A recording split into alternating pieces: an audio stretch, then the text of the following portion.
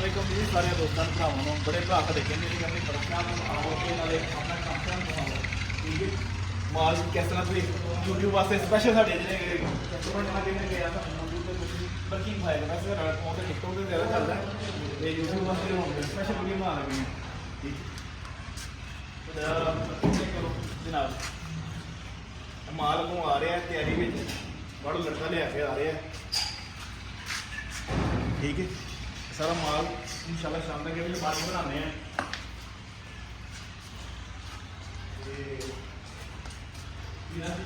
check करा दी quality check करा दी है दराज channel spice bag her cheese everything is ready बच्चे लगे हुए हैं काम करते हैं मेहनत करते हैं कोई ये अल्हम्दुलिल्लाह जी अंदर अलमारियां यानी कि साड़ियां अलमारियां विद ड्रेसिंग सेंटर उस तो बाद असं जी लकड़ी का फ्रेम लगाने थोड़े हिस्से किचन वैसे लकड़ी का फ्रेम लगाई दा कैल का या पत्तल का या दिहाड़ का जो सब अवेलेबल हो गए उस तो बाद अंदर तुम देख लो कितना माल सारा रेडी पे है चैनल तुम चेक करो सॉफ्ट क्लोथिंग चैनल लगाए ने सारे ਇਹ ਸਾਡੇ ਭਾਈ ਹਰੀ ਨੇ ਭਰਾ ਹੈ ਨਿਸ਼ਾਨ ਮੁਗਲ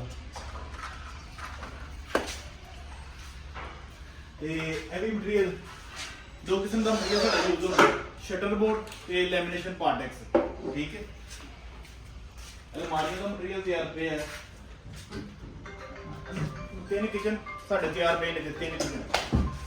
ਤੇ ਇਨਸ਼ਾਅੱਲਾ ਬਾਕੀ ਮੈਂ ਇਸ ਤਰ੍ਹਾਂ ਹੀ ਜਿਹੜੇ ਕੋ ਆਰਡਰ ਨੇ ਸਾਡੇ ਕੋਲ ਦੂਰ ਦੂਰ ਦੇ ਉਹ ਵੀ ਰੈਡੀ ਕਰਨੇ ਪਏ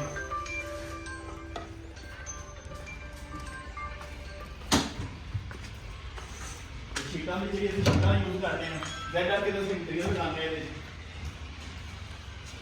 जेड आर के कुछ 15 शीटा पे शटर बोर्ड लैमीनेशन है पे है कुछ है पे है अल्हम्दुलिल्लाह माल अल्लाह पाक ने दिता है अवाम की खिदमत करने पे हैं बाकी पैसे तो लेने हैं बाकी चीज़ा भी बना के दे दी चीज़ा तो मतलब पता नहीं सी पैसे लेने हैं वैसे नहीं किसी लोग बड़ियां गल्लां करते हैं करी जान सानू कोई फर्क नहीं पैंदा कि लोगों की गल्लां दे नाल पर हाल किसी को पैसे लेने तो मुतबादल इसी देना ठीक है चीज़ की क्वालिटी देनी ओके बाकी बहाने तुम चीज़ां कंप्लीट करने जैसे आगे जाकर सारे दोस्तों